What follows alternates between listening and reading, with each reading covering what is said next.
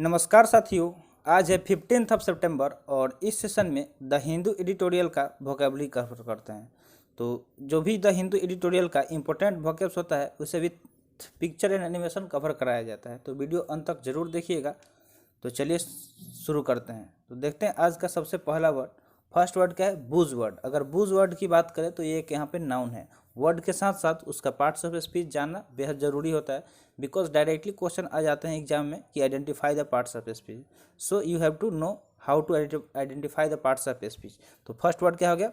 बूज word, जो एक noun है जिसका मीनिंग होता है ए वर्ड और phrase specially one connected with a particular subject that has become fashionable and popular and is used a lot in newspaper etc। मतलब एक ऐसा वर्ड या फ्रेज जो किसी एक खास सब्जेक्ट से जुड़ा हुआ हो। किससे जुड़ा हुआ? किसी एक खास सब्जेक्ट से। That has become fashionable and popular, और जो फैशनेबल और पॉपुलर बन गया हो और जिसको ज़्यादातर न्यूज़पेपर या कहीं भी ज़्यादातर यूज किया जा रहा हो, तो उस वर्ड के लिए कौन सा वर्ड हम यूज करेंगे? तो बूजवर्ड वर्ड बोल सकते हैं। यानी कि जो फैशन में चल रहा हो वर्ड, ऐसा जो ट्रेंडिंग में हो, हर जगह यूज हो रहा हो, तो उसको बूजवर्ड बोलेंगे। क्या बोलेंगे? बूजवर्ड। जैसे कुछ टाइम के लिए पैंडेमिक एक ऐसा वर्ड आ गया था जो पहले हम उतना नहीं जानते थे, पैंडेमिक। लेकिन जैसे ही कोरोना आया तो वो मतलब हर जगह पैंडेमिक। तो पैंडेमिक क्या हो गया था? वो बूजवर्ड हो गया था, जो किससे जुड़ा हुआ था? तो कोरोना वायरस से जुड़ा हुआ था, और वो हर जगह न्यूज़पेपर और सब जगह वो ट्रेंड में चल रहा था। तो बूजवर्ड की बात करें तो बूजवर्ड क्या हो जाएगा? बहुप्रचलित शब्द। देखिए, आइसोलेशन, ठीक है, इसके पहले हम लोग आइसोलेशन भी नहीं जानते थे ठीक से कि आइसोलेशन क्या होता है। और जब जैसे ही कोरोना आया सबको आइसोलेटेड वार्ड में रख से क्या हो गया? सब कोई जान गया कि हाँ, आइसोलेशन मतलब क्या होता है, कि मतलब किसी को सेपरेट कर देना, अलग रख देना। तो ये सारे वर्ड जो अभी हमने आपको बताया वो सब क्या है? बहुप्रचलित शब्द है, जो पिछले 2 सालों में बहुत ज़्यादा प्रचलित हो गया। सिनोनिम्स की बात करें तो इसका सिनोनिम्स क्या हो सकता है? तो स्लैग हो सकता है, लिंगो हो सकता है, स्लोगन हो सकता है, या फिर सेइंग हो सकता है। जैसे कोई भी स्लोगन है, इंडिया में बहुत सारे स्लोगन यूज किए जाते हैं, तो वो सारे स्लोगन्स भी क्या हैं? बहुत ज़्यादा पॉपुलर है। जैसे ही 15 अगस्त 26 जनवरी आता है तो जय हिंद के नारे लगने लगते हैं, इनकलाब जिंदाबाद के नारे लगने लगते हैं। तो वो सब क्या है? फैशनेबल वर्ड है, यानी कि बूज वर्ड है। तो आई होप पूरी तरह से बूज वर्ड आपको समझ में आ गया होगा, क्योंकि बहुत सारे एग्जाम्पल के साथ हमने आपको समझा दिया है। तो वर्ड क्या हो गया? बूज वर्ड, जो एक नाउन है जिसका मीनिंग क्या होता है? बहुप्रचलित शब्द, जो सब बहुत ज़्यादा प्रचलित हो। ठीक है, तो आई होप ये वर्ड समझ में आ गया होगा। अगर आपको इसको याद रखना होगा तो बूज वर्ड को बीजी से याद रख सकते हैं। जैसे कि आजकल लोग मतलब अगर बात करने का बहाना नहीं हो, या सॉरी, बहाना बनाना मन नहीं हो, बहाना बनाने के लिए, तो लोग क्या बोलते हैं? भाई मैं थोड़ा बिजी हूँ, बाद में बात करता हूँ। तो बीजी क्या है? एक बूज वर्ड है जो कॉमन, मतलब बहुत ज़्यादा फेमस है, लोग इसका यूज भी करते हैं। जैसे अगर आप किसी से नहीं मिल रहे हैं, किसी से बात नहीं करते हैं, तो वो जैसे ही आपको मिलेगा यही बोलेगा, भाई तू तो बहुत ज़्यादा बिजी हो गया है आजकल। तो बीजी क्या है? एक बहुत ज़्यादा फेमस वर्ड है। ठीक है, यानी कि बहुप्रचलित शब्द है। तो बीजी को रिलेट करेंगे बुझ से, और दोनों वर्ड हमें याद रहेगा। ठीक है, बुझ वर्ड। तो आई होप समझ में आ गया होगा, और ट्रिक भी अच्छा लगा होगा। तो ट्रिक कैसा लगा होगा कमेंट सेक्शन में जरूर बताइएगा। ठीक है, तो अब देखते हैं सेकंड वर्ड। सेकंड वर्ड क्या है? एघास्ट। एघास्ट की बात करें तो ये एक एडजेक्टिव है। ये क्या है? एक एडजेक्टिव है जिसका मीनिंग होता है filled with horror and surprise when you see और हियर समथिंग। मतलब कोई चीज़ जो क्या हो? हॉरर से भरा हो, यानी कि डर से भरा हो, एंड सरप्राइज, और किससे? सरप्राइज से ही भरा। When you see and hear something, जब कोई चीज़ आप सुने या देख रहे हैं तो। ठीक है, तो भौचक्का इसका हिंदी मीनिंग हो जाता है। एघास्ट का क्या हिंदी मीनिंग होता है?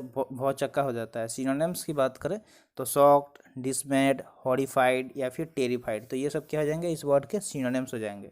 जैसे यहाँ पे पिक्चर में देखिए, ये कुछ बात सुन के फ़ोन पे लड़की क्या हो गई है? बहुत ज़्यादा रिएक्शन दे रही है, यानी कि सरप्राइज हो गई है या फिर शॉक्ड हो गई है। तो वर्ड क्या हो गया? एघास्ट हो गया। वर्ड की बात करें तो यहाँ पे एघास्ट है जो एक एडजेक्टिव है। एघास्ट क्या हो गया? एक एडजेक्टिव हो गया जिसका मीनिंग होता है भौचक्का। और सिनोनिम्स की बात करें तो शॉक्ड, डिसमेड, हॉरिफाइड, टेरिफाइड, ये सारे क्या हो जाएंगे? इसके सिनोनिम्स हो जाएंगे। तो आई होप सेशन आपको अच्छा लग रहा होगा। अगर आप लाइक नहीं किए हैं वीडियो अभी तक तो लाइक जाके जल्दी से लाइक कर दीजिए। नीचे ही दिख रहा होगा आपको बटन लाइक का, क्लिक कर दीजिए। ठीक है, तो देखते हैं थर्ड वर्ड। थर्ड वर्ड की बात करें तो थर्ड वर्ड क्या है? स्ट्रेन। थर्ड वर्ड क्या है? स्ट्रेन है। तो स्ट्रेन एक नाउन है जिसका मीनिंग होता है प्रेशर ऑन ए सिस्टम और relationship because great demands are being placed on it. मतलब किसी सिस्टम या किसी रिलेशनशिप पे प्रेशर हो जाना। ठीक है, किसी सिस्टम या रिलेशनशिप पे प्रेशर यानी कि दबाव होना, because of great demands are being placed on, यानी क्योंकि उस पर बहुत ज़्यादा डिमांड अगर होने लगा तो क्या होगा? कि प्रेशर बनेगा। स्ट्रेन मतलब देखिए इसका हिंदी मीनिंग की बात करें तो क्या होता है? भार हो जाता है, भार, तनाव। ठीक है, तो स्ट्रेस स्ट्रेन आप पढ़े होंगे अगर फिजिक्स में, तो आपको पता होगा कि स्ट्रेन स्ट्रेस मतलब क्या होता है। सिनोनिम्स की बात करें तो स्ट्रेस हो सकता है, प्रेशर हो सकता है, बर्डन हो सकता है, फिर टेंशन हो सकता है। जब आप फिजिक्स में पढ़े होंगे तो एक फार्मूला होता है, stress is directly proportional to what. तो आपको बताना, कमेंट सेक्शन में बताना है अगर आप साइंस के स्टूडेंट हैं तो स्ट्रेस का फार्मूला क्या होता है, ठीक है। या फिर आप डायमेंशन भी बता सकते हैं, जो भी आपको पता है स्ट्रेस का कमेंट सेक्शन में कमेंट कीजिएगा, ठीक है। तो सिनोनिम्स क्या हो गया, स्ट्रेस, प्रेशर, बर्डन या फिर टेंशन, तो ये सब इसके सिनोनिम्स हो जाएंगे। तो वर्ड क्या हो गया, स्ट्रेन हो गया, जो एक नाउन है। स्ट्रेन क्या हो गया, एक नाउन है जिसका मीनिंग होता है भार। और सिनोनिम्स की बात करें तो स्ट्रेस, प्रेशर, बर्डन या टेंशन हो जाएगा। अगर आपको इसको याद रखना होगा तो स्ट्रेन को वेन से याद रख सकते हैं, जो हमारा बॉडी में वेन होता है, यानी कि जिसको हम लोग नस बोलते हैं, तो वो क्या है कि वेन में स्ट्रेन है। इस तरह आप इसको याद रख सकते हैं कि वेन में स्ट्रेन है, क्या है, वेन में स्ट्रेन है। तो इस तरह आप इसको याद भी रख सकते हैं। तो देखते हैं नेक्स्ट वर्ड। नेक्स्ट वर्ड की बात करें तो क्या है, रेन फोर्स। रेन फोर्स एक यहाँ पे वर्ब है। रेन फोर्स क्या है, एक वर्ब है जिसका मीनिंग होता है to make a feeling, an idea etcetera stronger, यानी कि आपके अंदर कोई फीलिंग है, कोई आइडिया है, तो उसको क्या करना, और ज़्यादा मजबूत बनाना, ठीक है। रेन फोर्स, फोर्स से ही आप रिलेट कर सकते हैं। फोर्स मतलब क्या होता है, बल, यानी कि किसी चीज़ में और ज़्यादा उसको मजबूत कर देना, यानी कि प्रबल करना। हिंदी मीनिंग क्या हो जाएगा, प्रबल करना। सिनोनिम्स की बात करें तो स्ट्रेंथन, फोर्टिफाई, सपोर्ट या फिर सस्टेन, ये सारे क्या हो जाएंगे, इसके सिनोनिम्स हो जाएंगे। तो ये वर्ड क्या हो गया, रेनफोर्स हो गया, ठीक है। तो रेनफोर्स की अगर बात करें तो एक वर्ब है। रेनफोर्स यहाँ पे क्या हो गया, वर्ब हो गया। पार्ट्स ऑफ स्पीच इसका ये कौन सा है, तो वर्ब है। हिंदी मीनिंग प्रबल करना होता है। और सिनोनिम्स की बात करें तो स्ट्रेंथन, फोर्टिफाई, सपोर्ट या सस्टेन। तो अगर इसको याद रखना होगा तो रेन फोर्स को आप रेन, रेन यानी कि जो बारिश होता है, और फोर्स, दोनों को जोड़ के याद रख सकते हैं कि रेन में भी इंडियन जो फोर्स है वो लड़ने के लिए रेनफोर्स, उनको रेनफोर्स किया जाता है, यानी कि वो किसी भी कंडीशन में लड़ सकते हैं अपने दुश्मनों से, ठीक है। तो इस तरह आप इसको याद रख सकते हैं कि इंडियन फोर्स रेन में भी रेनफोर्स होते हैं। तो इस तरह आप इसको याद रख सकते हैं। अब देखते हैं फिफ्थ वर्ड। फिफ्थ वर्ड क्या है, पीट।